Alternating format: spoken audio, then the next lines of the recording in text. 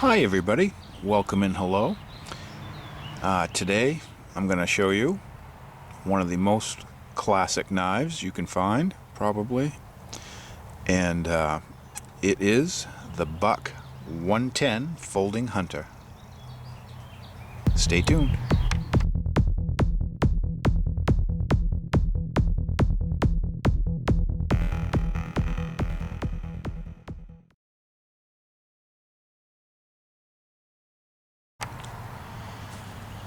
So here I have three examples that I acquired of the Buck 110 Folding Hunter. All of them different year of construction, and there's some minor differences between them, and I'll try to show you that. But this knife was created around 1963, and after 50 years of one of America's best-selling knives, it's still popular. It was originally designed to be a sturdy knife, not as long as a fixed blade. And they ended up in a lot of workmen's pockets, and they were just generally a good all-around use knife. And very popular with people of the time. It's not an original design to Buck. There's been folding lockback knives for a long time, but Buck saw a need to make a more sturdy and easy to carry knife, and it turned out to be wildly popular. So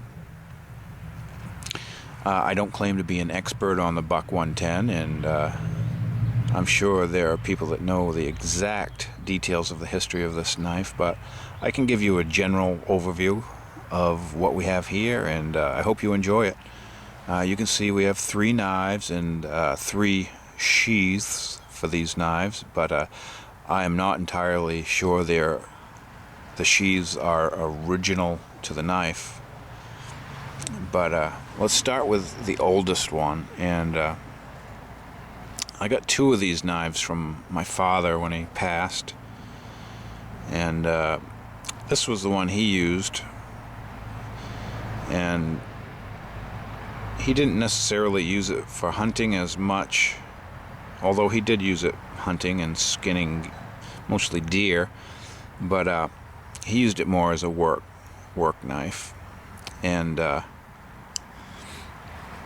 can see the blade is getting a little thinner over time as he's sharpened by hand, and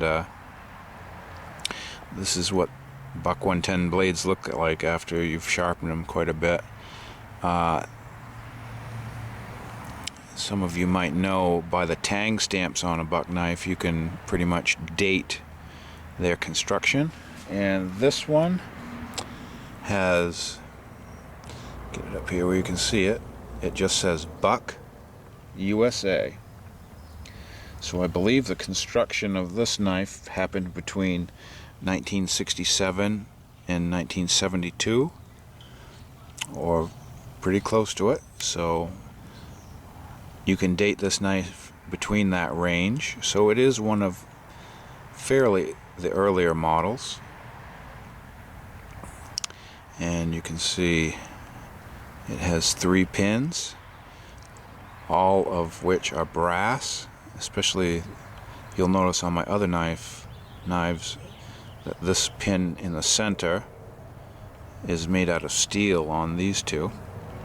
I'll show you those a little more close up in a minute.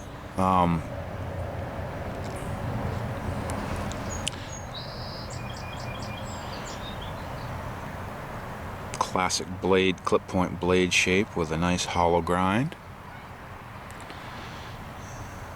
And you see the big beefy bolsters there. This is a heavy knife. That's why you pretty much wouldn't want to carry it in your pocket, but on a belt sheath on your belt, it's a nice knife to carry if you don't mind a sheath. This knife, you can see the action's a little slow. I haven't given this a thorough cleaning or or anything. It's just as I got it. You can see we have ebony wood handles, stainless steel lockback, spring, brass liners, and I almost think these brass bolsters and liners were cast. Don't quote me on that, but it is one of the earlier ones. There are earlier versions that are even different than this, but one of the differences being between the years is the nail necks. You can see this is a fairly thin nail neck compared to the newer one that I have. See the difference in size of the nail necks, this one being larger. Some of the other differences you can see, we have the steel pin instead of the brass pin. We have 4 pins altogether instead of 3. There's an additional pin on the handle scale here. Buck's website says they're made out of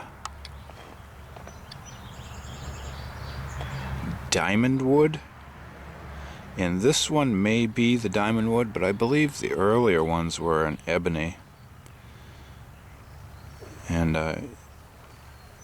and again, I'm no expert, I could be wrong, but I would dare guess that this is a diamond wood, which I just believe diamond wood is just an epoxy impregnated wood to keep it more stable against moisture and water and chemicals. But yeah, so this was my father's Carry knife. The second one is my knife, and I've used it to skin a few deer with. And my brother-in-law preferred this knife to skin deer with compared to any other knife. He was a firm believer that this was, for his hands, the perfect knife to skin deer with. And I know some people argue that fact, that there are better knives, but you couldn't convince him, and he was a very adept hunter, and excuse me for the truck noise. He was a very adept hunter, and he skinned many deer with his buck knife, and I wish I had his here to show you. He's passed away, but this particular knife, when I was a teenager, still living at home with my parents, I was riding my bike down the road by my house one day, and I saw something laying in the road that glinted in the sunshine a little bit, so I went and checked it out, and it was this knife laying in the road. And I lived in the country, so it was no way that I could find who owned it or dropped it, whether they were riding a motorcycle or a bicycle, or it fell off the hood of a truck as it drove by. But you can see it has some dings and things on the spine of the blade from its trip down the hot top. But I picked the knife up, looked it over, and it's pretty much the same shape it is in now. And I always wondered if this was someone's initials. It kind of looks like a K, but there's other markings with it, so it may have just hit on a rock or something when it fell. But I never did find the original owner, so I kept it, and I found a sheath for it. Actually, my father might have had an extra buck sheath. He hit a lot of yard sales, so he gave me an actual buck knife sheath to put it in, and this was my hunting knife for the longest time, and I've carried it a lot and used it back in the day. It wasn't anything to see a buck knife on someone's belt, and I often carried it on my belt as an everyday carry knife. And you know, they are heavy. It's solid brass on the ends, and you know, stainless steel blade and springs, and it is a weight on your belt, but back then we didn't really mind that too much. And this has had a lot of carry with it. You can see by the tang stamp on this one.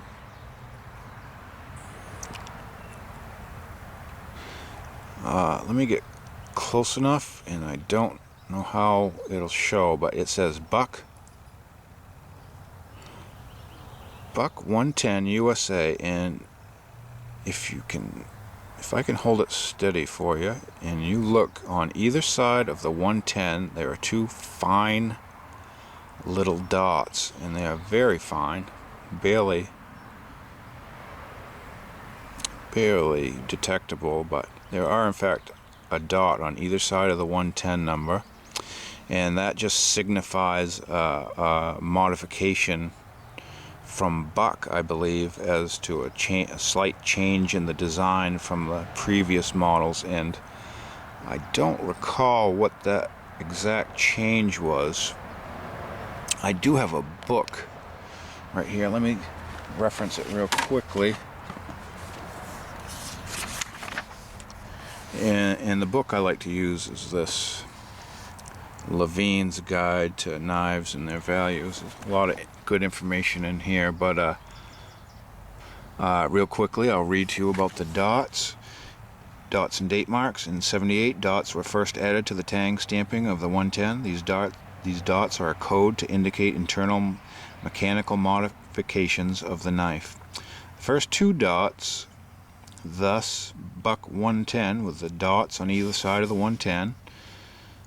These two dots indicate a change in the profile of the tang, which prevents the user from converting the 110 into a gravity knife. So that's actually what those two dots mean on this particular model. And by the date, by the way it just says Buck 110 USA, you can tell this knife was made between 72 and 86, or somewhere around there. And it has been my faithful companion for a long time. And side by side, they are very, very similar knives, except for the steel pin, brass pin, and the nail neck on this one is slightly bigger than the earlier model, but I was lucky that day to have a little present show up in the middle of the road. This third knife was my father's, and we have a visitor to the review table. This third knife was also my father's, and I believe he picked it up at a yard sale or somewhere along the line. It could have been a flea market. But this knife, and I'm not going to open it up till my assistant can move on. Could you please? Thank you. All right. This third knife, and you can see there's rust on this. It needs to be cleaned and oiled, but this is as I got it. I haven't done anything to it. And you can see it says Buck 110X USA. And after a certain point, and I almost think it was around 86, I can look and verify that in a moment, but they started putting symbols beside the 110 marking, and that can designate your knife to the exact year. And if you go to Buck's website, they have the chart of all the codes for all the years that have the knives with the symbols have. So you can date your knife to the exact year. So that is cool. But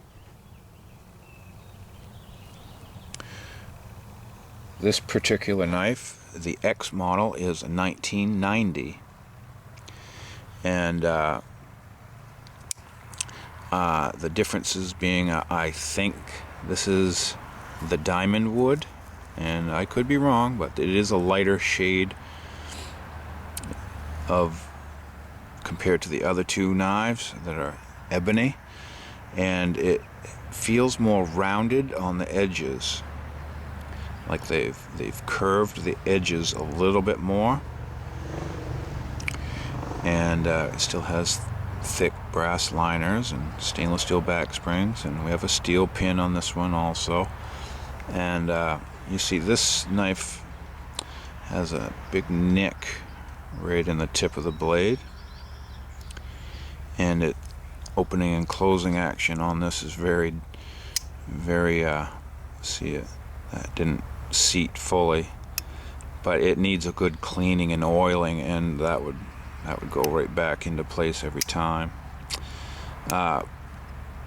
So this needs a good cleaning, and I'm sure a good sharpening would get rid of our nick in the blade. But no doubt this could be brought back into service very easily. And you see they all have the 420HC full flat ground blades, and Buck has a very nice heat treating process that makes 420HC very respectable, fairly easy to sharpen, and they hold a really sharp edge for a decent amount of time. You can get them very sharp.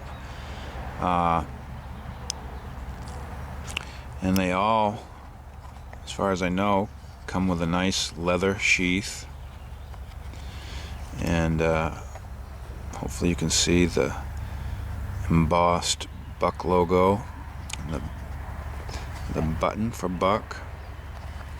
And there are a few little differences with the sheaths.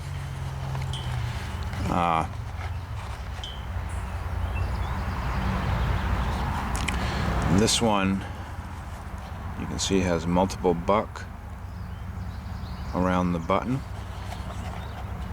This one has a single Buck. That has a single Buck. I assume this is the older one because it looks a lot older, but that may not be a great indication. But what we do notice on the belt loops is the position of the belt loop, and all three of these are slightly different. You can see this one rides real high, and I prefer that because your knife is down on your belt lower, easier to get into. This one rides a little higher on your belt, and this one is kind of splitting the difference, but I'm sure over the years they've slightly modified the designs of their sheaths. But I'll still wear my Buck knife once in a while just for nostalgic sake, and it's still a fine cutter. If you don't mind the extra weight on your belt, then they're still great work knives, and they're still great hunting knives. And if I go deer hunting again, I will have this one on my side, and that one I know is sharp. I've sharpened that up, and that is my choice of hunting knives. I have better, more expensive hunting knives, and it's hard to break old habits. That's been on my side through many adventures, so it'll probably see a few more.